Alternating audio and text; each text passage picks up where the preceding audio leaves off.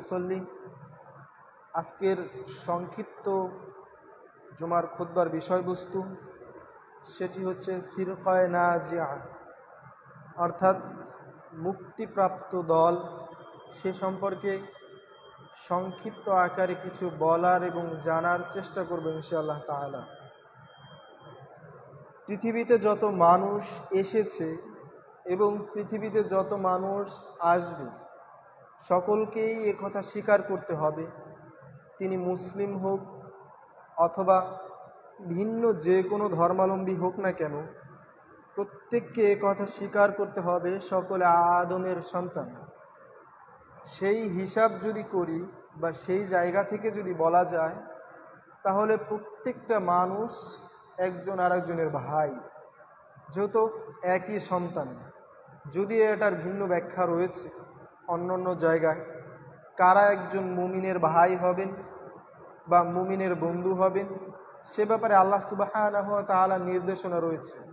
তবে এই জায়গা থেকে প্রত্যেক মানুষ, অর্থাৎ একজন মানুষ আর একজন মানুষের ভাই, তো যেটা উচিত ছিল সেটা হচ্ছে প্রত্যেকের একটা মাত্র দল বা একটা মাত্র গোষ্ঠী, জাতি হিসেবে বিবেচিত করার কথা ছিল।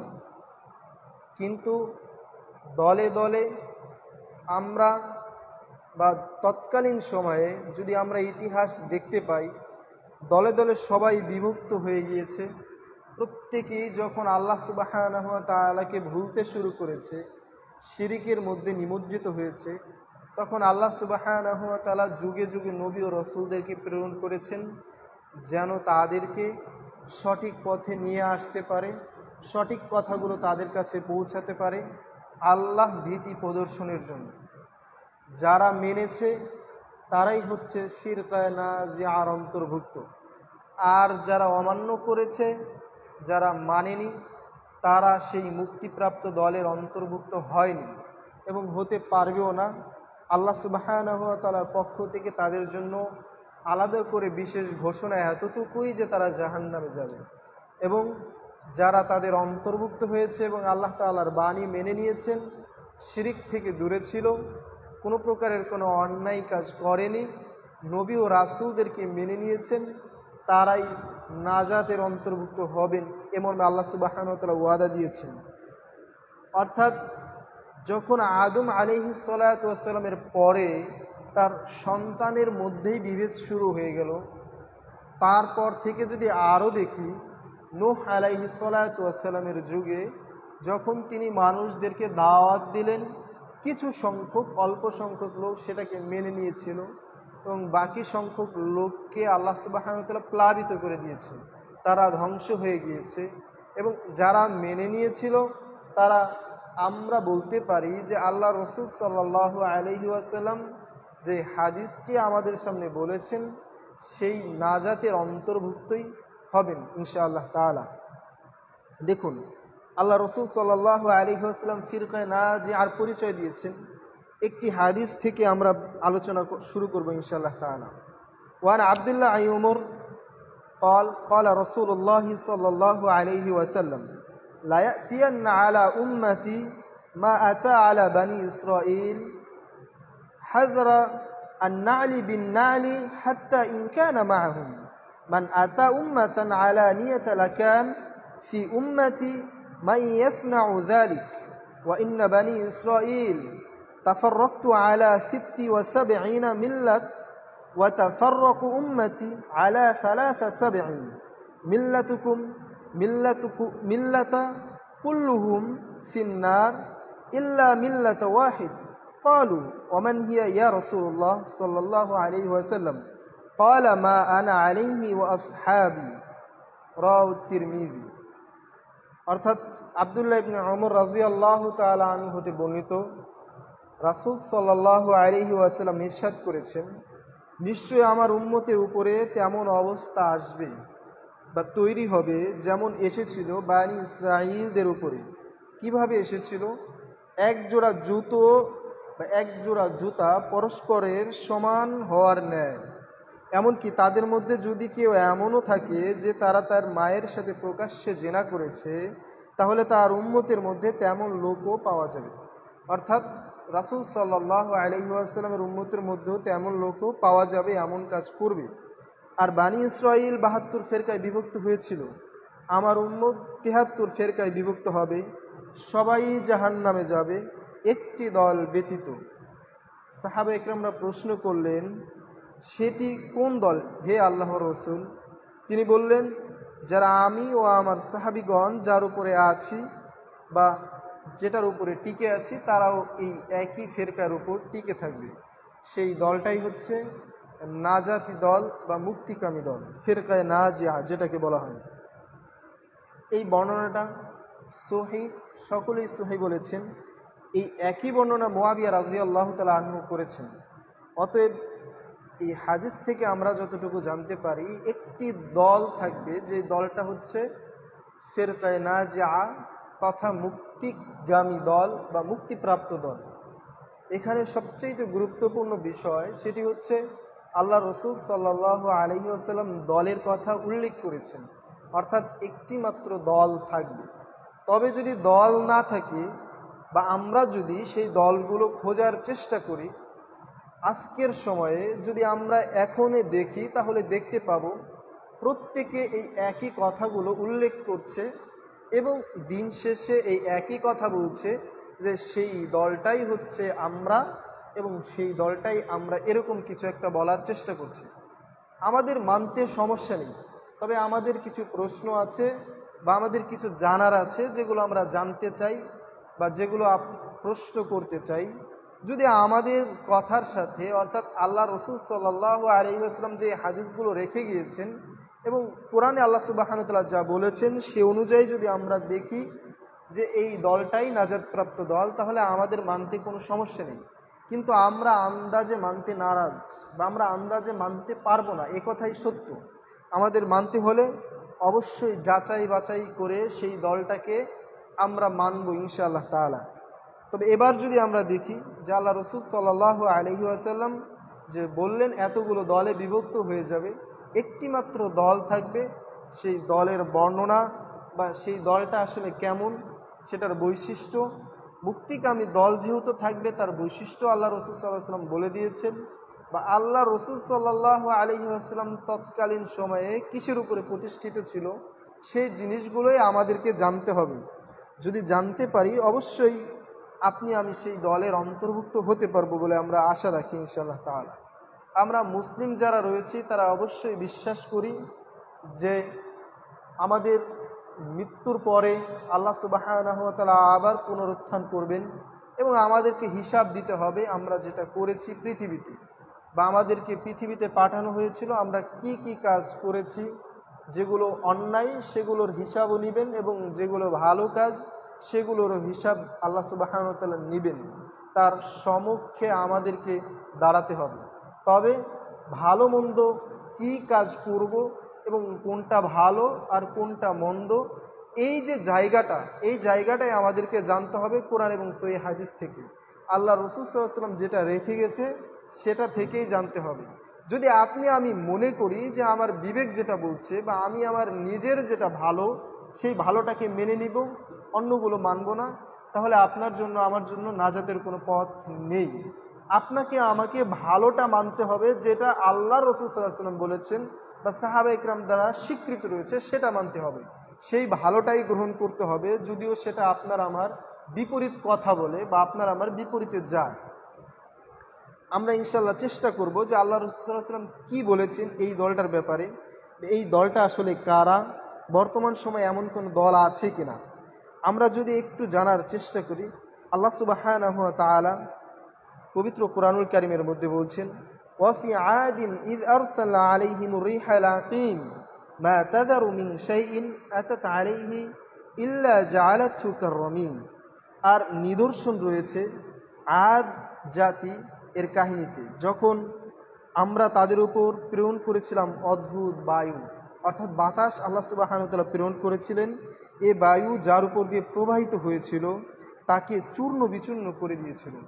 আল্লাহ সুবহানাহু ওয়া তাআলা বলছেন, যদি আপনি আমি মনে করি এরকম কোনো বায়ু কি হতে পারে যে বায়ু আমাদের শরীরের উপর দিয়ে যদি যায় বা আমাদের উপর দিয়ে যদি যায় চূর্ণ বিচূর্ণ হয়ে যাবে, যদি আপনি বর্তমান সময়ে অবস্থান করেন, এবার এই যে সময়টাতে আপনি আমি দাঁড়িয়ে আছি, এই সময়টা যদি আফ্রিকায় আপনি আমি অবস্থান করি অথবা সৌদি আরবের সবচাইতে বেশি গরমে অবস্থান করি, তাহলে আপনি আমি খুবই ভালো করে স্পষ্ট করে লক্ষ্য করতে পারবো ওখানে গেলে যে বাতাস রয়েছে আপনার আমার শরীরে ঠুসা পড়ে যেতে পারে। আর আল্লাহ তাআলা যখন গজব দিয়েছিলেন সেটার মাত্রা কতটা বেশি ছিল যে তারা চূর্ণ বিচূর্ণ হয়ে গিয়েছিল শুধুমাত্র বাতাসের কারণে।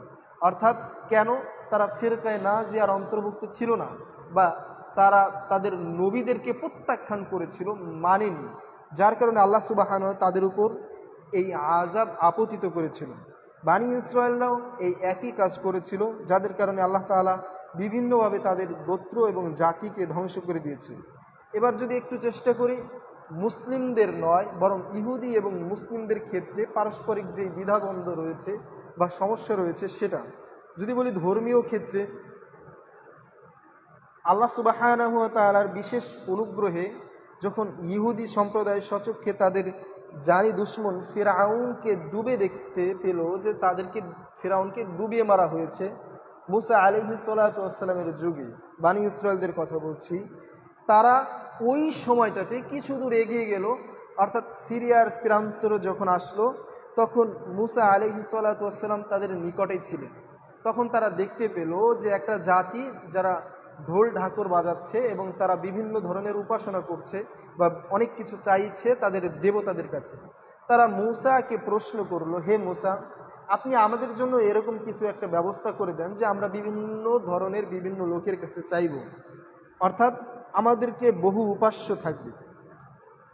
অর্থাৎ আল্লাহ সুবহানাহু ওয়া তাআলা এই আয়াতটি বর্ণনা করছেন, আজআলনা ইলাইহা কামা লাহুম আলিহা, আমাদের একজন উপাস্য ঠিক করে দিন, যেমন তাদেরও বহু উপাস্য রয়েছে, আমরা তাদের কাছে সেভাবে চাইতে পারি। এই একই অবস্থা হয়েছিল মক্কাতেও। যখন আল্লাহর রাসূল সাল্লাল্লাহু আলাইহি ওয়াসাল্লাম মক্কা বিজয় করলেন, তার কিছুদিন পরেই, সম্ভবত 19 দিন পরেই হুনাইনের যুদ্ধ সংগঠিত হয়। ঠিক ওই সময়ে একটি বৃক্ষ ছিল, যে বৃক্ষের নিকট তরবারি ঝুলিয়ে যারা ভিন্ন ধর্মাবলম্বী ছিল বা রাসূল সাল্লাল্লাহু আলাইহি ওয়াসাল্লাম বিরোধী ছিল, তারা সেখানে সাহায্য প্রার্থনা করত যেন তারা বিজয় লাভ করতে পারে বা ইত্যাদি এরকম কিছু। তখন আল্লাহ রাসূল সাল্লাল্লাহু আলাইহি ওয়াসাল্লাম যখন ওই বৃক্ষ নিকট দিয়ে সাহাবাদেরকে নিয়ে যাচ্ছিলেন, তখন কিছু সংখ্যক সাহাবা একরামরা বলে উঠলেন, হে আল্লাহর রাসূল, আপনিও তাদের মতো আমাদের একটা ব্যবস্থা করে দেন, যেন আমরা ওই তারা যেভাবে বিভিন্ন ধরনের উপাস্যর কাছে চাচ্ছে আমরা এরকম চাইতে পারি। অর্থাৎ রাসূল সাল্লাল্লাহু আলাইহি ওয়াসাল্লাম তখন স্মরণ করে দিলেন এবং রাসূল সাল্লাল্লাহু আলাইহি ওয়াসাল্লাম তার সাহাবাদেরকে বলে দিলেন, যার হাতে রয়েছে আমার জীবন, আরে তোমরা তো এমন হয়ে গিয়েছো মুসার কওমের মতো, যে তারা তার নবীকে এরকম কথা বলছিল যে আমাদেরকে বহু উপাস্য ঠিক করে দিন, যাদেরকে আমরা উপাস্য করতে পারি। ঠিক তখনই আল্লাহ রাসূল সাল্লাল্লাহু আলাইহি ওয়াসাল্লাম বলেন, শুনে রাখো, যার হাতে আমার জীবন নিহিত তার কসম করে বলছি, লাতারাকুন্না সুন্নাতা মান কানা ক্বাবলাহুম, অবশ্যই তোমরা আমাদের পূর্ববর্তীদের রীতিসমূহকে অনুসরণ করবে, তবে সেগুলো কোনগুলো? যেগুলো আল্লাহ সুবহানাহু ওয়া তাআলা প্রদত্ত হয়েছে বা আল্লাহ তাআলা তার কিতাবে যেগুলো বর্ণনা করেছেন সেগুলো। এবার যদি বলি রাজনৈতিক ক্ষেত্রে, ওই সময় বলার কিছু কারণও ছিল, কারণ মক্কা বিজয়ের সময় অনেক নবমুসলিম হয়েছিল, যারা নতুন মুসলিম হয়েছেন এবং তাওহীদ বা আকীদা সম্পর্কে যারা শিখছিলেন, যার কারণে তখন বলেছিল, এমনটাই অনেক বিদ্বানগণ বলেছেন। তবে যুগে যুগে তৎকালীন সময়ে রাসূল সাল্লাল্লাহু আলাইহি ওয়াসাল্লামের যুগেও যে এরকম কাহিনী হয়েছে, আর বর্তমান সময়ে তো আরও ভিন্ন প্রেক্ষাপট। এবার যদি বলি রাজনৈতিক ক্ষেত্রে, ইহুদি নাসারা চালু করা জাতীয়তাবাদ রয়েছে, ধর্ম নিরপেক্ষতাবাদ রয়েছে, গণতন্ত্র রয়েছে, যেগুলো সব বাতিল ফেরকা দিয়ে আজকে মুসলিমদেরকে একত্রিত করেছে, মুসলিমদেরকে মন খুশি করছে, আর মুসলিমরা সেটাকে মেনে নিচ্ছে। আর জাতীয়তাবাদ যেটা বলছে সেটা হচ্ছে, আপনার আমার যেই ভাষা রয়েছে, আপনার আমার যেই ধর্ম রয়েছে, আপনার আমার যে মত প্রকাশের স্বাধীনতা রয়েছে বা অঞ্চল ভিত্তিক যেটা রয়েছে, এটার প্রতি খুবই ভালোবাসা এবং এটাকে আলাদা আলাদা করে বিভক্তি করে দেওয়া, আলাদা আলাদা আইন প্রণয়ন করে দেওয়া। অর্থাৎ আপনি আমি যদি দেখি জাতীয়তাবাদ, আপনি আমি একজন মানুষ অথবা আপনি আমি একজন মুমিন, আপনি আমি আমার ভাই, সেটা থেকে সম্পূর্ণ ভিন্ন করে রেখেছে। মানব জাতিকে একত্রিত হওয়ার সুযোগ থেকে আপনাকে আমাকে বিচ্ছিন্ন করে রেখেছে। ফিরকায়ে নাজিয়া একটি মাত্র দল থাকবে, সেটা আপনাকে আমাকে ওরা হতে দিবে না। এজন্য আপনার মধ্যে আমার মধ্যে জাতীয়তাবাদ, প্রেম বা জাতীয়তাবাদের ভালোবাসা খুব সুন্দর করে ঢুকিয়ে দিয়েছে। এবার আপনার মধ্যে আমার মধ্যে গণতন্ত্র, ধর্মনিরপেক্ষতাবাদ ইত্যাদি আরও কিছু রয়েছে। সর্বশেষ তুর্কি ও আরব জাতীয়তাবাদের ছুরি চালে ইহুদিরা মুসলমানদের সর্বশেষ যে রাজনৈতিক ছিল বা ঐক্যের প্রতীক ছিল, সেটি হচ্ছে অটোম্যান সাম্রাজ্য বা ওসমানীয় খেলাফত। সেটাকেও তারা ধ্বংস করেছে।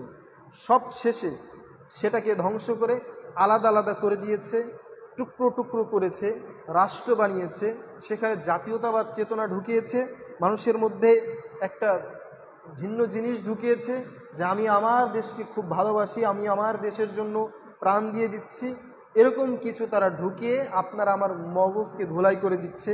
অথচ এমনটি নয়। আল্লাহ রসুল সাল্লাল্লাহু আলাইহি ওয়াসাল্লাম এবং সাহাবা ইকরামের জীবন যদি আপনি দেখেন বা কোরআন এবং হাদিস যদি পড়েন, কখনোই এমনটি নয়। তবে দেশ রয়েছে, এটা থাকবে, খুবই স্বাভাবিক, আপনি আমি আসা যাওয়া করতে পারি। কিন্তু বর্তমান সময়ে যে জাতীয়তাবাদ বলা হচ্ছে, যদি বলি বাঙালি জাতীয়তাবাদ, তাহলে দেখেন বাঙালি জাতীয়তাবাদ ইহুদি খ্রিস্টানরা বা ভিন্ন ধর্মাবলম্বীরা পাকিস্তান থেকে বাংলাদেশকে আলাদা করে দিয়েছে। এবার যদি দেখেন বাংলাদেশ থেকে চট্টগ্রামকে আলাদা করে দেওয়ার পরিকল্পনা চলছে। তারা তাদের ভাষা, তারা তাদের অঞ্চল, তারা তাদের ইত্যাদি বিভিন্ন কিছু এগুলোকে মিলিয়ে তারা চেষ্টা করছে যেন চট্টগ্রাম আলাদা একটা রাষ্ট্র পরিণত হয়, তারা তাদের জাতীয়তাবাদ নিয়ে বড় হতে পারে। অর্থাৎ আপনাকে আমাকে ওরা একত্রিত হতে দেবে না, এটাই হচ্ছে ওদের কালচার এবং এটাই হচ্ছে ওদের কথা। এবার যদি আপনি দেখেন গণতন্ত্র ঠিক ওই সবশেষ যেই খেলাফত ছিল সেটাকে ধ্বংস করে তৎকালীন সময়ে ঢুকানো হলো গণতন্ত্র, যেটা ইহুদি খ্রিস্টানদের নীতি হিসাবে প্রতিষ্ঠিত হয়েছে। যদি আপনাকে আমাকে গণতন্ত্র দিয়ে ইসলাম কায়েম করার সম্ভাবনা দেখায়, সম্পূর্ণই ভুল। আপনি আমি ধরেন কিছুক্ষণের জন্য মেনে নিলাম যে গণতন্ত্র দিয়ে ইসলাম কায়েম করা খুবই সহজ এবং খুবই সিম্পল, কারণ আমরা বাংলাদেশের 90% মুসলিম, অতএব আমরা ভোট দিব কোনো ইসলামিক রাজনৈতিক দল যেগুলো আমাদের দেশে আত্মপ্রকাশ করেছে বা অনেক আগে থেকেই রয়েছে, তাদেরকে আমরা ভোট দিব এবং তারা গণতন্ত্র দিয়ে ইসলাম কায়েম করে ফেলবে। গণতন্ত্রের কথা হচ্ছে আপনি এটা কখনোই পরিবর্তন করতে পারবেন না যে সবার সমান অধিকার, এটা আপনাকে দিতেই হবে। আর যে 10% অমুসলিম রয়েছে, যারা মুসলিম না বা অমুসলিম, তাদের যে অধিকার সেটাকে আপনাকে দিতে হবে। আপনি যদি সংসদে 90.99% যদি ইসলাম কায়েম করেন, 0.000% যদি বাকি থাকে, তাহলে আপনার ইসলাম কায়েম হবে না, এ কথাই চূড়ান্ত। আর সেখানে তো 10% বাকি রয়েছে, অর্থাৎ 10% যে অমুসলিম রয়েছে সেখানে তো আপনি কিভাবে ইসলাম কায়েম করবেন, এটা সম্ভব নয়। অতএব আপনাকে আমাকে ভুল বোঝাচ্ছে যে ইসলামিক রাজনৈতিক দলগুলো আপনার সামনে আমার সামনে উপস্থাপন করছে, তারাও ভুলের মধ্যে রয়েছে। দেখুন, তারা আপনাকে আমাকে একটা সিস্টেম তৈরি করে দিয়েছে। সিস্টেমটা হচ্ছে আপনাকে আমাকে মানতেই হবে। আপনাকে আমাকে একটা জাতীয় সংসদ তৈরি করে দিয়েছে, আমরা আমাদের নিজেদের ট্যাক্সের টাকা দিয়ে সেটা তৈরি করেছি। এবার আপনি আমি নিজে লিখিত সংবিধান তৈরি করছি, অথচ সংবিধান আল্লাহ সুবহানাহু ওয়া তাআলা দিয়েছেন পবিত্র কুরআনুল কারীম। চাইলে আপনি আমি সংবিধান পরিবর্তন করতে পারছি, অথচ কুরআনুল কারীম পরিবর্তন করার কোনো বিধান পৃথিবীতে নেই বা কেউ করতে পারবে না, এ কথাই চূড়ান্ত। দেখুন, জনগণের ভোটে যেসব সংসদ সদস্যরা যাচ্ছে, তারা আইন প্রণয়ন করছে সংখ্যাগরিষ্ঠতার ভিত্তিতে, যারা সবচাইতে বেশি ভোট দেবে সে আইনটি প্রণয়ন হবে। অথচ এমন কোনো আইন কোরআনুল কারীমে নেই। আল্লাহ তাআলা যেটা বলেছেন সেটাই মানতে হবে, রাসূল সাল্লাল্লাহু আলাইহি ওয়াসাল্লাম যেটা বলেছেন সেটাই মানতে হবে। কিন্তু গণতন্ত্র আপনাকে ভুল চর্চা শেখাচ্ছে, গণতন্ত্র আপনাকে ইসলাম থেকে সরিয়ে দিচ্ছে, একতাবদ্ধ যে জিনিসটা সেটা থেকে সরিয়ে দিচ্ছে। আপনাকে আমাকে টুকরো টুকরো করে দিয়েছে, দলে দলে বিভক্ত করেছে। এবার আপনি আমি বিভিন্ন দলের নাম দিয়ে আপনার ভাইয়ের সাথে আমার ভাইয়ের সাথে মারামারি করছি, অথচ মুসলিম উম্মার এমন কথা ছিল না।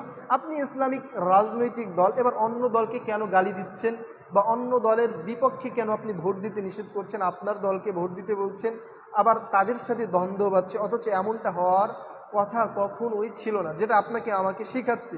আর ইসলামিক রাজনৈতিক দল আপনাকে আমাকে ভোটকে একটা যুদ্ধক্ষেত্র বানিয়েছে এবং তারা অনেক কিছু বলার মধ্যে একটি কথা বলার চেষ্টা করছে যে বর্তমান সময়ে যেরকম সেরকম যুদ্ধ থাকুক না কেন, তরবারির যুদ্ধ, বুলেটের যুদ্ধ, এখন আপনার আমার যুদ্ধ হচ্ছে ভোটের যুদ্ধ। আপনি আমি একটি ভোট দিলাম, মানে যুদ্ধে অংশগ্রহণ করলাম। এসব ফেরকা থেকে আপনাকে আমাকে দূরে থাকতে হবে এবং এসব জাতীয়তাবাদ, ধর্মনিরপেক্ষতাবাদ, সেকুলারিজম ইত্যাদি এবং বর্তমান সময়ে আমরা যেটাকে খুব ভালোভাবে চর্চা করছি সেটা অর্থাৎ গণতন্ত্র, এটাকে থেকে আপনাকে আমাকে দূরে থাকতে হবে। দেখুন, আরও ভালো করে যদি বোঝার চেষ্টা করি, বাংলাদেশে ইসলামিক রাজনৈতিক দলের কথা যদি বলি সবচেয়ে বেশি, অর্থাৎ নির্বাচন কমিশনের আপনি যদি দেখেন তাহলে ইসলামিক রাজনৈতিক দলগুলোই সবচেয়ে বেশি। একটা ইসলামিক রাজনৈতিক দল এ কথা বলেনি সংস্কার চলছে দেশে, সংস্কার কমিশন আছে, তাদের কাছে কেউ উত্থাপন করেনি যে শরিয়া ভিত্তিক দেশ চলবে। তারা বলছে এটা ঠিক না, ওটা ঠিক না, মদ খাওয়া হারাম, এটা থাকতে হবে, বিসমিল্লাহ থাকতে হবে, লা ইলাহা ইল্লাল্লাহ থাকতে হবে ইত্যাদি আরও বিভিন্ন কিছু। অথচ এই কথা বলার সাহসই পায়নি যে শরিয়াত ভিত্তিক দেশ চলবে। ইহুদি খ্রিস্টানরা হচ্ছে আপনার আমার শত্রু, আর তারা যেই মতবাদ দিয়েছে সেটাকে আমি খুব উপরে ওঠানোর জন্য সর্বোচ্চ চেষ্টা করে যাচ্ছি, ইসলামিক নাম ব্যবহার করছি। আমি আশা করব যে আমরা মুসলিম এগুলো থেকে বিরত থাকবো ইনশাআল্লাহ তাআলা। এগুলো সম্পূর্ণই ধোঁকা, আপনাকে আমাকে সম্পূর্ণই আলাদাভাবে ধোঁকা দিচ্ছে। মুসলিমদের এমনটি কথা ছিল না। এবার যদি বলি অর্থনৈতিক ক্ষেত্রে দেখবেন বিশ্বসেরা পুঁজিজীবী ইহুদিদের সব সুদখোরের পুঁজিবাদী অর্থনীতি সুন্দরভাবে উপস্থাপন করেছে, যেটা হচ্ছে বিশ্বের সবচাইতে বড় একটি অভিশাপ, যেটা ধনী দারিদ্র আলাদা করে বিভেদ করেছে। অর্থাৎ মুসলিম যে ভাই, উম্মাহ যে এক থাকবে, এক ভাইয়ের যন্ত্রণা যে আর এক ভাই বুঝবে। দেখুন, আপনি আমি চাইলেই ফিলিস্তিনে কিছুই করতে পারছি না। আপনি আমি কত খাবার নষ্ট করছি, বা আপনার থেকে আমার থেকে কত খাবার চলে যাচ্ছে। আপনি আমি চাইলেই কিছু ভাত, কিছু চাউল, কিছু গম ইত্যাদি এগুলো পাঠাবো, সেগুলোর কোনো সুযোগ নেই বা সেগুলো পাঠাতে পারছি না। যদি মুসলিম উম্মাহ একটি মাত্র দল থাকতো তাহলে এরকমটা কখনোই হতো না যে আমার মুসলিম ভাইরা তারা না খেয়ে মারা যাচ্ছে, কঙ্কাল পর্যন্ত হয়ে যাচ্ছে, এমন একটা অবস্থার মধ্যে তারা বসবাস করছে। যেই জিনিসটা আপনাকে আমাকে ঢোকানো হয়েছে, এই অর্থনীতি, অর্থাৎ একজন দারিদ্র ব্যক্তি তিনি দারিদ্র থাকুক, আর একজন যে নিচু ব্যক্তি সে নিচুই থাকুক, পুঁজিবাদী অর্থনীতি আমার আরও লাগবে ইত্যাদি, এরকম যে অর্থনীতি সেটা আপনার মধ্যে আমার মধ্যে দেওয়া হয়েছে। ইসলাম কখনো এটাকে সমর্থন করেনি বা ইসলাম এটাকে সমর্থন করে না, যেটা আজকে আপনার আমার যেটা রয়েছে। আর এটা শুধুমাত্র বাংলাদেশের ব্যাপারটি এমন নয়, সারা বিশ্বব্যাপী। অর্থাৎ আপনি যদি আরও বেশি দেখেন, আরবরাও এই অর্থনীতিকে স্বীকৃতি দিয়েছে। শুধুমাত্র আরব ব্যাপারটি তা না, প্রত্যেকটা মুসলিম কান্ট্রি এই অর্থনীতিকে স্বীকৃতি দিয়ে তারা কাজ করে যাচ্ছে এবং সেই অনুযায়ী তারা নিজেদেরকে লালন পালন করছে। আল্লাহ তাআলা আপনাকে আমাকে হেফাজত করুন। এবার যদি দেখি শিক্ষা, যেই সাংস্কৃতিক ক্ষেত্র, পুরোটাই তারা দখল করে বসে আছে। কেন দখল করবে না? আপনি আমি বিজাতিদের যেই সংস্কৃতি রয়েছে, বিজাতিদের যেই শিক্ষা রয়েছে, সেই শিক্ষার প্রতি সবচেয়ে বেশি আগ্রহী।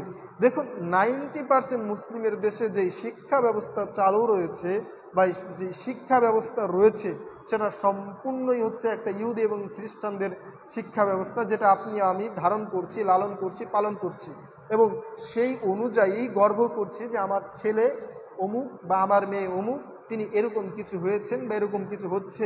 তাহলে আপনাকে আমাকে যে শিক্ষা ব্যবস্থার প্রতি আগ্রহী বানাচ্ছে, আপনি আমি চিন্তা করছি সবচাইতে বড় শিক্ষিত হব বা স্কুল ইত্যাদি এইসবে পড়ে যে অনেক কিছু হব, এই সম্পূর্ণটাই হচ্ছে ইহুদি এবং খ্রিস্টানদের শিক্ষা ব্যবস্থার প্রতি মনোনিবেশ করছি। আরও ভালো যদি দেখেন যে 90% মুসলিমের দেশে কোনো একটা পাঠ্য বইয়ে আপনি যদি দেখেন প্রথম শ্রেণী থেকে নিয়ে, প্রথম শ্রেণীতে 3টা সাবজেক্ট পড়ানো হয়, একটা হচ্ছে বাংলা, গণিত এবং ইংরেজি। তো আরবি গেল কোথায়? আপনার আমার তো কোনো প্রশ্নই নেই যে আরবি গেল কোথায়। এবার যদি বলি যে তাহলে আমাদের কেন গণিত শিখতে হবে, কারণ অর্থনীতি তো আপনার আমার গণিতের সাথে সম্পর্ক, 1 + 1 2 হয়, এটা যদি না শিখি তাহলে যোগ করবো কিভাবে? আচ্ছা, ইংরেজি কেন শিখবো? এবার আপনার সামনে আমার সামনে যুক্তি তো অবশ্যই রয়েছে, কারণ বিশ্বের সবচাইতে প্রচলিত ভাষা ইংরেজি, যেটা শিখতে হবে, কোথাও গেলে ইংরেজিতে কথা বলতে হবে। বাংলা, আমি তো বাংলাদেশে বসবাস করি, তাই আমাকে বাংলা শিখতে হবে। আরবি কেন শিখবো না? আরবি শেখার প্রয়োজন নেই।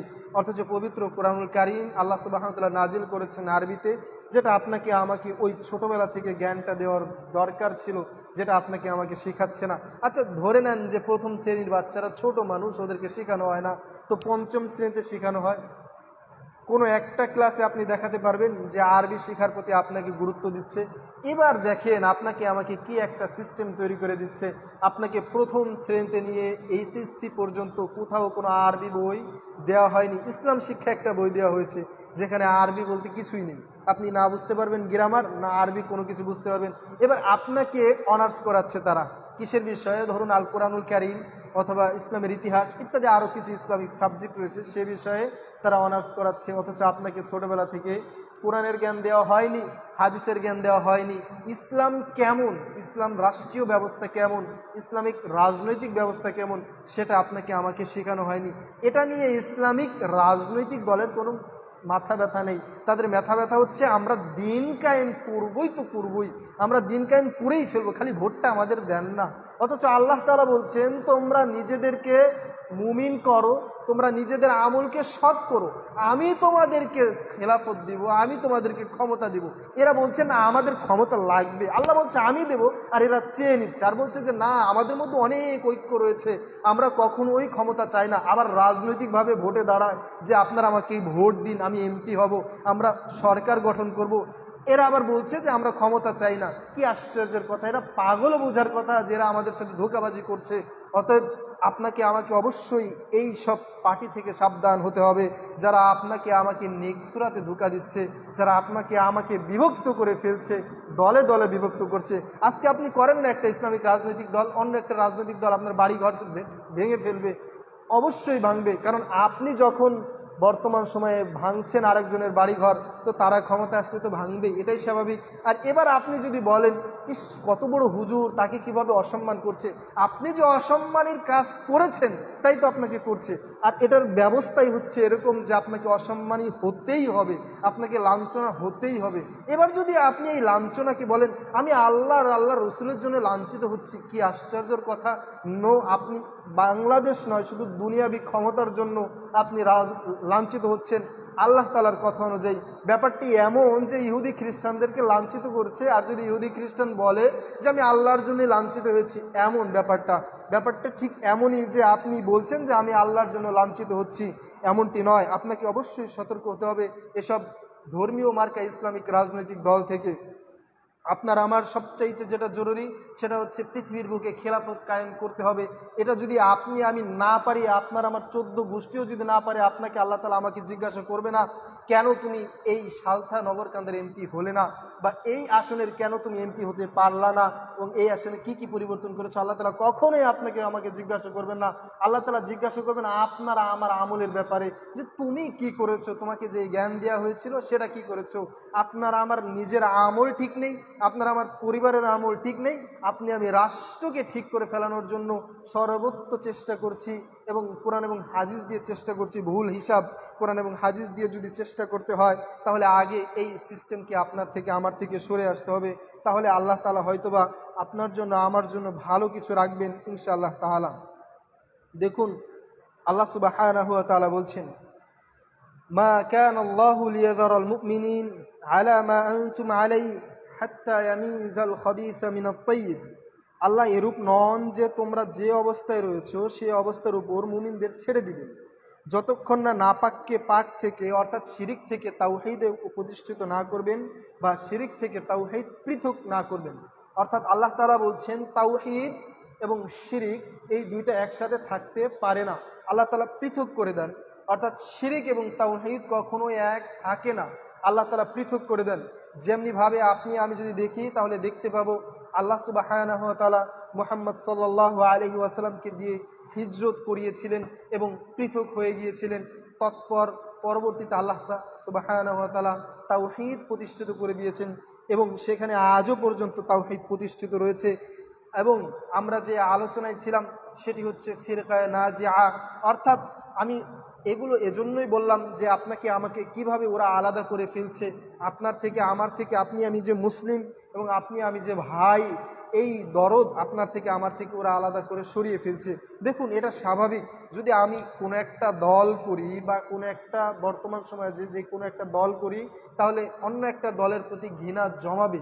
অথচ আমি দেখতে পাবো, আমি মারা গেলে ওই লোকটাও জানাজে উপস্থিত হচ্ছে বা সে মাঝে মাঝে সালাতও আদায় করছে, কিন্তু তারপরও তার প্রতি আপনার আমার ঘৃণা জমাবে। কিন্তু ইসলাম এমনটি বলেনি। আপনি তাকে দাওয়াত দিতে পারেন, ইসলামের দাওয়াত, এবং তার পরিবারকে প্রতিষ্ঠিত করতে পারেন ইসলামের উপরে, এমনটা হতে পারে। আল্লাহ সুবহানাহু ওয়া তাআলা বলছেন, ওয়ালা তাকুনু কাল্লাযীনা তাফাররাকু ওয়াখতালাফু মিন বা'দি মা জাআহুমুল বায়িনাত ওয়া উলাইকা লাহুম আযাবুন আযীম। আর তোমরা তাদের মতো হও না, অর্থাৎ ইহুদি এবং নাসারাদের মতো হও না, যারা তাদের নিকটে আল্লাহর যে স্পষ্ট প্রমাণাদি রয়েছে সেগুলো এসে যাওয়ার পরেও ফেরকায় ফেরকায় অর্থাৎ দলে দলে বিভক্ত হয়েছে এবং পরস্পরে মতবিরোধ করেছে। বস্তুত তাদের জন্য রয়েছে ভয়ঙ্কর আযাব। যেই কথা আপনাকে বলেছি, যদি আপনি সেটাই মিলান, বর্তমান সময়ে মুসলিমেই যদি আপনি মিলান, তাহলে উত্তম দৃষ্টান্ত আমি পেয়ে যাব। আরও তো ভিন্ন ব্যাপার রয়েছে। ইসলামিক রাজনৈতিক দল ব্যতীতও বা অন্যান্য যত রাজনৈতিক দল ব্যতীতও যত আমরা দলাদলি রয়েছি, বিভিন্ন দল বিভিন্ন ফিরকা রয়েছে, কিন্তু যদি আমি ছোট বিষয়টা নিয়ে দেখি, তাহলে দেখতে পাবো এগুলো সবই হচ্ছে ইহুদি এবং নাসারাদের কাজ, যারা করেছিল বিধায় তারা ধ্বংস হয়েছে। আর আমি মুসলিম, এই একই কাজই করছি, এজন্য আপনার জন্য আমার জন্য আল্লাহ তাআলার পক্ষ থেকে ধ্বংস রয়েছে। আমি যদি মনে করি আল্লাহ তাআলা তো আমাকে ধ্বংস করে দিচ্ছেন না, তাহলে দেখতে পাবো যে অবশ্যই আমি ধ্বংসের মধ্যে রয়েছি। কেননা আমি হচ্ছে সবচাইতে বড় মাজলুম, অর্থাৎ পৃথিবীতে সবচাইতে বড় বিপজ্জনক অবস্থায় রয়েছে মুসলিমরা। যেই মুসলিমরা এতটা বিপজ্জনক অবস্থায় ছিল না, যতদিন একত্রিত ছিল ততদিন আল্লাহ তাআলা তাদেরকে সবচাইতে উপরে রেখেছিলেন। যখনই তারা দলে দলে বিভক্ত হয়ে গেলেন, তখনই আল্লাহ তাআলা তাদেরকে আস্তে আস্তে করে নিমজ্জিত করতে থাকলেন। অবশ্যই আপনাকে আমাকে এই ব্যাপারে ভালো ধারণা রাখতে হবে, যেন আমরা একটা মাত্র জামা যে কথা আল্লাহ সুবহানাহু ওয়া তাআলা এবং রাসূল সাল্লাল্লাহু আলাইহি ওয়াসাল্লাম বলেছেন সেটার অন্তর্ভুক্ত থাকতে পারি। দেখুন, আল্লাহ সুবহানাহু ওয়া তাআলা বলছেন, কুল হুয়াল কাদিরু আলা আইয়াবআসা আলাইকুম আযাবাম মিন ফাওকিকুম আও মিন তাহতি আরজুলিকুম আও ইয়ালবিসাকুম শিয়াআন ওয়া ইউযীকা বা'দাকুম বা'সা বা'দ উনজুর কাইফা নুসাররিফুল আয়াতি লাআল্লাহুম ইয়াফকাহুন। হে নবী, তুমি বলে দাও, তিনি এ ব্যাপারে ক্ষমতাবান, অর্থাৎ আল্লাহ তাআলা এ ব্যাপারে ক্ষমতাবান যে তিনি তোমাদের উপর কোনো আযাব উপর থেকে বা তোমাদের পায়ের নিচ থেকে প্রেরণ করবেন না, অথবা প্রেরণ করবেন, অথবা তোমাদেরকে বিভিন্ন দল বা উপদলে বিভক্ত করে তোমাদেরকে মুখোমুখি করে দিবেন, একজন আরেকজনের উপর আক্রমণ করবে, সেই স্বাদ তোমাদেরকে গ্রহণ করাবে। অর্থাৎ আল্লাহ সুবহানাহু ওয়া তাআলা যে আযাবের কথা বলছেন, প্রথমটি হচ্ছে আসমান থেকে যে আযাব আপনার উপর আমার উপর পড়ে। যদি আমরা ইতিহাস দেখি, তাহলে দেখতে পাবো বানি ইসরায়েলদেরকে কিভাবে ধ্বংস করা হয়েছিল। বায়ু দিয়ে ধ্বংস করা হয়েছে, বৃষ্টি দিয়ে ধ্বংস করা হয়েছে, অর্থাৎ বন্যায় তারা প্লাবিত হয়েছে। এবং নিচ থেকে যেই ধ্বংস হয়েছে, কিছু জাতিকে আল্লাহ সুবহানাহু ওয়া তাআলা একদম উল্টে দিয়েছে। এবং আরও যেটা বলছে যে আযাবের কথা আল্লাহ তাআলা বলছে যে দলে দলে বিভক্ত যদি হও, তাহলে তোমাদেরকে কি করব, এবং সেটা বলছে তোমাদেরকে দলে দলে এবং উপদলে বিভক্ত করে দিব, এবং তোমরা নিজেরা মারামারি করবে এবং মারামারির যেই স্বাদ সেই স্বাদ গ্রহণ করবে। দেখুন, আজকে আমি কোনো একটা মতবাদ, যে মতবাদটা ইসলামের মতবাদ নয়, বা যেই মতবাদটা ইসলামের পক্ষেও কথা বলে না, এমন একটা মতবাদ বা এমন একটা তন্ত্র প্রতিষ্ঠিত করার জন্য আলাদা আলাদা দলে দলে বিভক্ত হয়েছি, এবং সেই অনুযায়ী একজন আরেকজনকে মারছি বা একজন আরেকজনকে ইট পাটকেল ছুঁড়ছি ইত্যাদি মেরেই ফেলছি, এমন একটা অবস্থায় পরিণত হয়েছি। এমন অবস্থায় যদি পরিণত হয়, তাহলে এই আয়াতকে আপনারা আমার সামনে রাখতে হবে যে অবশ্যই আমি ক্ষতিগ্রস্তের অন্তর্ভুক্ত রয়েছি, আযাবের মধ্যে রয়েছি। আল্লাহ তাআলা বলছেন সূরা আনআমের মধ্যে, এই আয়াতকে সামনে রেখে আমাকে আগাতে হবে যে আমি অবশ্যই ক্ষতির মধ্যে রয়েছি। দেখুন, আল্লাহ তাআলা বলছেন ওই হাদিসের আরেকটু অংশ, যেটি আল্লাহ রাসূল সাল্লাল্লাহু আলাইহি ওয়াসাল্লাম বলছেন, সেটা হচ্ছে, আর বানি ইসরায়েলদের মধ্যে ৭২টি দলের ফেরকায় বিভক্ত হবে, এবং আমার যেই উম্মত থাকবে সেটা ৭১টি ৭৩টি দলের মধ্যে বিভক্ত থাকবে। তবে এই জায়গায় অনেকেই বলেছেন বর্তমান সমাজ যদি আপনি দেখবেন 71, 72 বা 70 এমনটি নয়, বিভিন্ন দল যদি আপনি গুনেন কয়েক হাজারের উপরে হয়ে যাবে, এমনকি লক্ষ ছাড়িয়ে যেতে পারে। যেই পারছে সেই দল আলাদা আলাদা দলে দলে দলে দলে বিভক্ত, মানে যে যেভাবে পারছে সে সেভাবেই একটা দল খোলার চেষ্টা করছে। এই যে যদি আরও বলি যে একটা তো ইসলামিক দল, আর একটা হচ্ছে বর্তমান সমাজে এই সময়ে অর্থাৎ এই 1 বছরে নির্বাচন কমিশনে প্রায় 1500 দল জমা পড়েছে যে তারা রাজনৈতিক দল করতে চায়। তাহলে চিন্তা করুন যে 1500 দল, যে দলগুলো তারা নির্বাচন করতে চায়, এরকম একটা অবস্থা। আর ইসলামিক যদি বলি তাহলে অগণিত, আপনি আমি যদি সালতা এবং নগরকান্দা খুঁজি তাহলে প্রায় কয়েকশো হয়ে যাবে, এবং আপনি আমি খুঁজেও পাবো না। দেখবেন কোন একটা বাড়িতে গিয়েছেন, সে অমুক পীরের মুরিদ, যে পীরকে পৃথিবীর কেউ চেনে না, সে স্বপ্নে দেখেছিল এই জন্য সে মুরিদ হয়েছে। আবার আরেকটা বাড়িতে গেলে দেখতে পাবেন যে পীর পৃথিবীতে আসছে কিনা এরকম কোনো ধারণা নেই, অথচ সে মুরিদ হয়ে বসে আছে এবং তার খেলাফত নিয়ে সে বসে আছে, তার কাছে সে নিজেই মুরিদ হয়েছে এবং সে নিজে একা একাই। এরকম হাজার হাজার রয়েছে। তাহলে 73 আল্লাহ রাসূল সাল্লাল্লাহু আলাইহি ওয়াসাল্লাম যে বললেন যে এতগুলো দল হবেন, বিভিন্ন আলেম যারা রয়েছেন এবং যারা বিদ্বানগণ রয়েছেন তারা অনেকেই বলেছেন এটা অগণিত। আল্লাহ রাসূল সাল্লাল্লাহু আলাইহি ওয়াসাল্লাম ধারাবাহিকতায় বলেছেন, এমনটিও তারা বলেছেন। আবার কেউ কেউ ভাগ করেছেন যে শুরু যারা করেছিল অর্থাৎ খারেজি, শিয়া, এরা যারা শুরু করেছিল প্রধান উপাদানগুলো থেকে আলাদা আলাদা ভাগ করেছেন। এবং আর একটু কথা যদি বলে রাখি, যারা এই ভাগ করেছেন তাদের মধ্যে একজনের নাম রয়েছেন যারা বর্তমান সমাজে বড় পীর হিসেবে যাদেরকে চেনা হয়, তারা দেখবেন যার নাম বলে বড় পীর আব্দুল কাদের জেলানি। আমরা এই কথা বলি না, আমরা তার নাম যেটা সেটাই উল্লেখ করি, আব্দুল কাদের জেলানি রাহিমাহুল্লাহ। তিনি শিয়াদের যেই আকীদা রয়েছে বা শিয়াদের যে মানহাজ রয়েছে এবং খারিজিদের যে আকীদা রয়েছে, খারিজিদের যে মানহাজ রয়েছে, এই দুটির মধ্যেই হানাফিকে অন্তর্ভুক্ত করেছেন এবং বলছেন এই পুরো দলটাই হচ্ছে পদভ্রষ্ট, এরা শুধুমাত্র দলে দলে বিভক্ত হয়। এবং উনি যেটা বলেছে আপনি আমি যদি বর্তমান সমাজে মিলাই, যেই যাই করুক না কেন, যত দলই খুলুক না কেন, ওর যে দেখেন ও হানাফি করে ইত্যাদি। আমি এমনটি নয় যে তাদেরকে তিরস্কার করছি, কিন্তু আপনি যদি দেখেন তাহলে যারা দলে দলে বিভক্ত হয়েছে, অমুক মুরিদ তমুক মুরিদ ইত্যাদি যত মুরিদান রয়েছে, যদি আপনাকে নাম উল্লেখ করেই বলি, আট্টুসি, চরমোনা ইত্যাদি আরও যারা দলে দলে বিভক্ত রয়েছে, একজনের সাথে আরেকজনের মিল নেই, আরেকজনের সাথে আরেকজনের মিল নেই, আরেকজনের সাথে আরেকজনের মিল নেই, এদের গুড়ায় হাত দেন দেখবেন যে সবাই হানাফি, অর্থাৎ সবাই হানাফি সিলসিলা থেকে এসেছে বা হানাফি মাযহাব অনুসরণ করে। আব্দুল কাদের জেলানী রাহিমাহুল্লাহকে নিয়ে যারা গর্ব করে বা বলে, অথচ তিনি তার বুনিয়াতুত তালিবিন বইটি স্পষ্ট করে উল্লেখ করেছেন যে এই হানাফি দলটি হচ্ছে ফিরকায়ে নাজিয়ার অন্তর্ভুক্ত নয়, এটি জাহান্নামীদের মধ্যে একটি দল। অতএব আপনাকে আমাকে তিনি সাবধান করেছেন এবং তার কথা অনুযায়ী যদি আপনি আমি দেখি তাহলে দেখতে পাবো যে অবশ্যই তার কথা সঠিক। দেখুন আল্লাহ সুবহানাহু ওয়া তাআলা বলছেন, কানান নাসু উম্মাতান ওয়াহিদা ফাবাআসাল্লাহুন নাবিয়্যিন মুবাশশিরিন ওয়া মুনযিরিন ওয়া আনজালা মাআহুমুল কিতাবা বিল হক লিয়াহকুমা বাইনান নাস ফীমা ইখতালাফু ফীহি ওয়া মা ইখতালাফা ফীহি ইল্লা আল্লাযীনা উতুহু মিন বা'দি মা জাআতহুমুল বায়িনাত বাগয়ান বাইনাহুম ফাহাদাল্লাহু আল্লাযীনা আমানু লিমা ইখতালাফু ফীহি মিনাল হাক্কি ইল্লা বিইযনিহি ওয়াল্লাহু ইয়াহদি মান ইয়াশাউ ইলা সিরাতিন মুস্তাকিম। মানব জাতি সকলেই একই সম্প্রদায়ভুক্ত ছিল। আল্লাহ তাআলা বলছেন, কানান নাসু উম্মাতান ওয়াহিদা, একটি মাত্র দলের অন্তর্ভুক্ত ছিল। অতঃপর আল্লাহ নবীগণকে প্রেরণ করলেন জান্নাতের সুসংবাদ দাতা এবং জাহান্নামের ভয় প্রদর্শনকারী হিসাবে। আর তিনি তাদের সাথে সত্যসহ কিতাব নাজিল করলেন যাতে তারা তাদের মতবিরোধ বা তাদের মধ্যে যে সমস্যাগুলো রয়েছে সেগুলোকে সমাধান করে নেয়।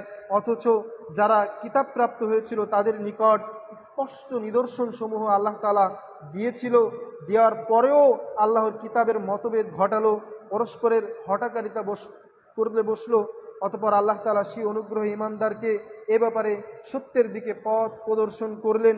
বস্তুত আল্লাহ যাকে চান তাকে সরল সৎ পথ প্রদর্শন করেন। অতএব আপনাকে আমাকে অবশ্যই আল্লাহ সুবহানাহু ওয়া তাআলা সরল পথ প্রদর্শন করবেন। দুটি জিনিস যদি করতে পারি তাহলে আল্লাহ তাআলা ওয়াদা দিচ্ছেন যারা মুমিন বা ইমানদার এদেরকে আল্লাহ তাআলা সৎ পথ প্রদর্শন করবেন।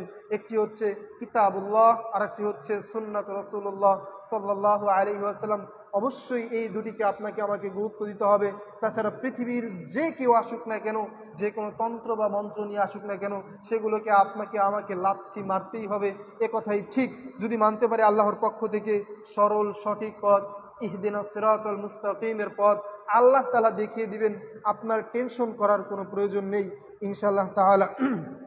এবার আল্লাহ সুবহানাহু ওয়া তাআলা যে মানুষ মানে না, কেন মানে না, বা তাদের কাছে সত্য আসার পরেও কেন তা প্রত্যাখ্যান করেন, সেগুলোর একটি কারণ আল্লাহ তাআলা বলছেন যে দাম্ভিকতার সাথে। সূরা বাকারার মধ্যে আল্লাহ তাআলা বলছেন দাম্ভিকতার সাথে তারা সেগুলোকে প্রত্যাখ্যান করে, অর্থাৎ অহংকার করার কারণে। যদি আমি দেখি আল্লাহ সুবহানাহু ওয়া তাআলার সাথে শয়তানের যে কথোপকথন হয়েছিল, সেই ইতিহাস যদি আমি কোরআনুল কারীম থেকে জানি, তাহলে দেখতে পাবো আল্লাহ তাআলা বলছিলেন অহংকারীদের এখানে কোনো জায়গা নেই, বা অহংকারীদের এখানে থাকার কোনো প্রশ্রয় নেই, এজন্য আল্লাহ তাআলা তাকে বের করে দিলেন, ইত্যাদি আরও কাহিনী রয়েছে। বর্তমান সময়েও যারা হক পাওয়ার পরেও মানছে না, এরা এই একই দলের অন্তর্ভুক্ত, অর্থাৎ অহংকারীর সাথে সেগুলোকে প্রত্যাখ্যান করছে, অহংকারীর সাথে সেগুলোকে মান্য করছে না। আল্লাহ তাআলা আপনাকে আমাকে সতর্ক করছেন সূরা বাকারার মধ্যে যে তারা সত্য জেনেও প্রত্যাখ্যান করেছে, অর্থাৎ ইহুদি খ্রিস্টানরা যারা মানেনি, তারা সত্য জানতো। মুহাম্মদ সাল্লাল্লাহু আলাইহি ওয়াসাল্লাম যে একজন সত্য নবী, তিনি যে সত্য কথা বলছেন, এ কথা তারা জানতো, জানার পরেও তারা তাকে মানতে পারেনি বা ঈমান আনেনি। অতএব আপনার আমার যে অহংকার রয়েছে, সেগুলো থেকে আপনারা আমার সরে আসতে হবে, কোরআন এবং হাদিসের দিকে সবচাইতে বেশি মনোনিবেশ করতে হবে। আল্লাহ তাআলা অন্যত্র আয়াতে বলছেন ফাইন আমানু বিমিসলি মা আমানতুম বিহি ফাকাদ ইহতাদাউ ওয়া ইন তাওয়াল্লাউ ফাইন্নামা হুম ফি শিকাক ফাসায়াকফিকাহুমুল্লাহ ওয়া হুয়াস সামিউল আলিম। অনন্তর যদি তারা বিশ্বাস স্থাপন করে, যেরূপ বিশ্বাস স্থাপন করেছে, তাহলে তারা অবশ্যই সুপথ প্রাপ্ত হবে। আর যদি তারা মুখ ফিরিয়ে নেয়, তাহলে তারা জিদের মধ্যে রয়েছে। অতএব তাদের ব্যাপারে তোমার জন্য আল্লাহই যথেষ্ট, তিনি সব কিছু শোনেন এবং জানেন। অতএব আপনাকে আমাকে অবশ্যই জিদ বা ইত্যাদি এগুলো থেকে সরে আসতে হবে। যদি সরে আসতে পারি, তাহলে আল্লাহ তাআলার পক্ষ থেকে আপনার জন্য আমার জন্য হেদায়েত রয়েছে। দেখুন, এবার যদি বলি ফেরকায়ে নাজিআ কারা বা কারা এর অন্তর্ভুক্ত, তাদের কয়েকটি বৈশিষ্ট্য যদি বলেই শেষ করছি। তারা প্রথম হবেন সংস্কারক হবেন, অর্থাৎ তারাই সংস্কার করবেন। কি সংস্কার করবেন? ইসলামকে সংস্কার করবেন। ইসলামকে কিভাবে সংস্কার করে? দেখুন, ব্যাপারটি এমন নয় যে ইসলামকে সংস্কার করবেন, আরে ওই সময় কেমন না কেমন ছিল, এখন আরও উন্নত হওয়ার দরকার, তাই আমরা ইহুদি খ্রিস্টানদেরকে মডেল বানিয়ে বা তাদের যে নীতি রয়েছে সেগুলোকে মেনে নিয়ে সংস্কার করবো, এমনটি নয়। তারা কোরআন এবং সহিহ হাদিস থেকে যদি কোনো ভুল হয়ে থাকে সেখানে সংস্কার করবেন, এটা হচ্ছে তাদের সংস্কার। যেমন আব্দুল্লাহ ইবনে মাসউদ রাদিয়াল্লাহু তাআলা আনহু থেকে বর্ণিত, তিনি বলছেন ইসলাম নিঃসঙ্গভাবে যাত্রা শুরু করেছিল, সত্তর সেই অবস্থায় আবার ফিরে যাবে। অতএব সুসংবাদ হলো সেই অল্প সংখ্যক লোকদের জন্য যারা আমার পরের লোকেরা ইসলাম যে বিষয়গুলিকে ধ্বংস করেছে সেগুলোকে পুনঃসংস্কার করবে। যদি আপনি শিয়াদের আকীদা সম্পর্কে দেখেন, খারেজিদের আকীদা সম্পর্কে দেখেন, তারা যুগে যুগে সাহাবা ইকরামদের উপর মিথ্যারোপ করেছে এবং ইসলামকে ধ্বংস করেছে, ইসলামের ইতিহাসকে বিকৃত করার চেষ্টা করছে। এই কথাই আব্দুল্লাহ ইবনে মাসউদ রাদিয়াল্লাহু তাআলা আগে থেকেই বলছেন যে যেগুলোকে ধ্বংস করা হয়েছে সেগুলো তারা আবারও জীবিত করবে বা পুনঃসংস্কার করবে, ইতিহাসকে বিকৃত করতে দেবে না। এবার আকীদার কথা যদি বলেন, আকীদার ক্ষেত্রে তারা হবে চরমপন্থী। চরমপন্থী মানে কেমন? আকীদার ক্ষেত্রে বিন্দু পরিমাণ কোনো ছাড় নেই, আকীদা আগে ঠিক, তারপরে অন্য কিছু আপনার সাথে আলোচনা, এমনটাই হবেন। তবে চরমপন্থী বলতে আমি এখানে বোঝাচ্ছি যে মধ্যম পন্থার কথা আল্লাহ সুবহানাহু ওয়া তাআলা বলেছেন সেমন, কিন্তু আকীদার ক্ষেত্রে বিন্দু পরিমাণ ছাড় দিয়ে কোনো কিছু করতে নারাজ। যেমন তারা ভিন্ন কোনো মতবাদ বা ভিন্ন কোনো তন্ত্রকে বিশ্বাস করবে না, শুধুমাত্র ইসলামিক তন্ত্র, ইসলামিক মতবাদেই বিশ্বাস করবে। আল্লাহ তাআলা বলছেন ওয়া কাযালিকা জাআলনাকুম উম্মাতাও ওয়াসাতাল লিতাকুনু শুহাদা আলান নাস ওয়া ইয়াকুনার রাসূলু আলাইকুম শাহিদা। এভাবে আমরা তোমাদেরকে মধ্যমপন্থী উম্মত করেছি, যেন তোমরা মানব জাতির উপরে সাক্ষী হতে পারো এবং রাসূল সাল্লাল্লাহু আলাইহি ওয়াসাল্লামের উপর সাক্ষ্য হতে পারো।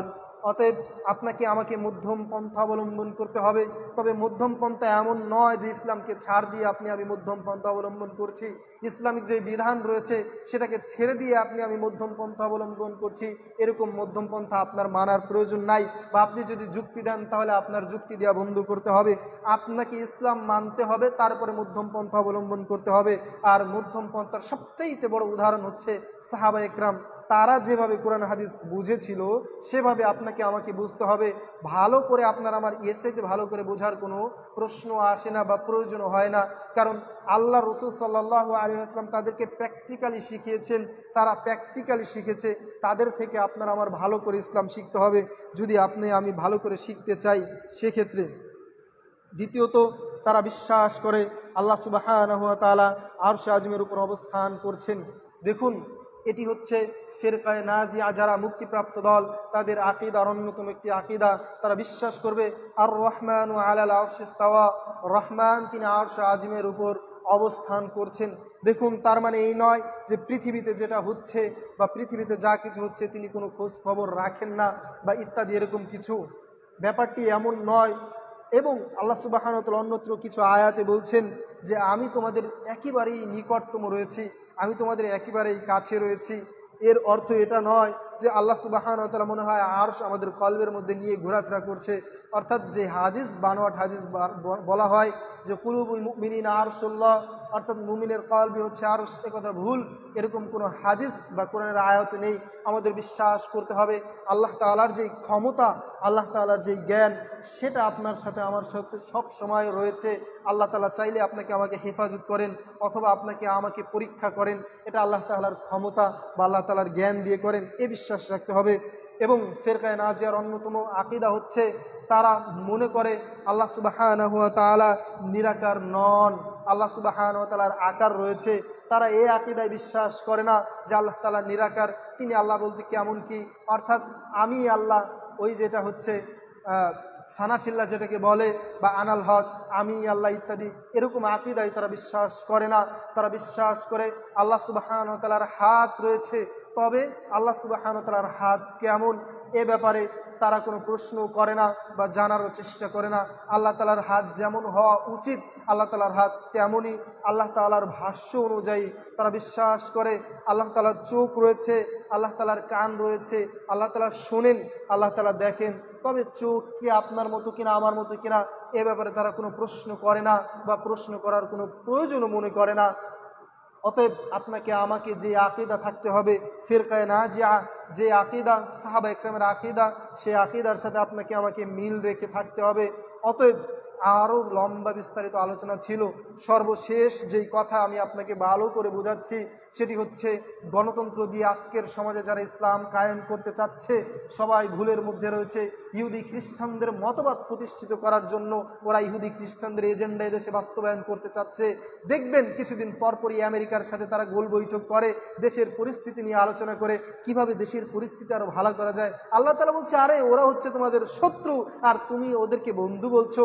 তাদের যেই হ্যাপি বার্থডে রয়েছে, হ্যাপি বার্থডে নয় তো তাদের যে ভিক্টোরি ডে রয়েছে, স্বাধীনতা দিবস রয়েছে, অন্য কোনো দল না গেলেও কিন্তু বর্তমান সমাজে আমরা দেখতে পারি যে বাংলাদেশের ইসলামিক বড় রাজনৈতিক দলের সদস্যরা বা সেক্রেটারিরা সেখানে গিয়ে উপস্থিত হয় এবং সেই ভিক্টোরি ডে, স্বাধীনতা দিবস পালন করে। আমরা এসব আকীদা বিশ্বাস করি না। আমরা বিশ্বাস করি এসব আকীদাকে লাথি মেরে ফেলে দিতে হবে, ফেলে দিয়ে ইসলামকে কায়েম করতে হবে, খেলাফত কায়েম করতে হবে। এটাই হচ্ছে ফিরকায়ে নাজিয়ার আকীদা। অতএব আল্লাহ তাআলা আপনাকে আমাকে সেই আকীদা মানার তৌফিক দান করুক এবং ফিরকায়ে নাজিয়ার অন্তর্ভুক্ত হওয়ার তৌফিক দান করুক। আল্লাহুম্মা আমিন।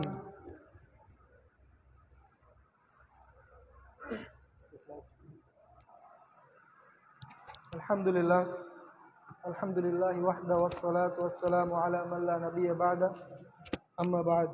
রব্বানা আতিনা ফিদ দুনিয়া হাসানা ওয়া ফিল আখিরাতি হাসানা ওয়া কিনা আযাবান নার।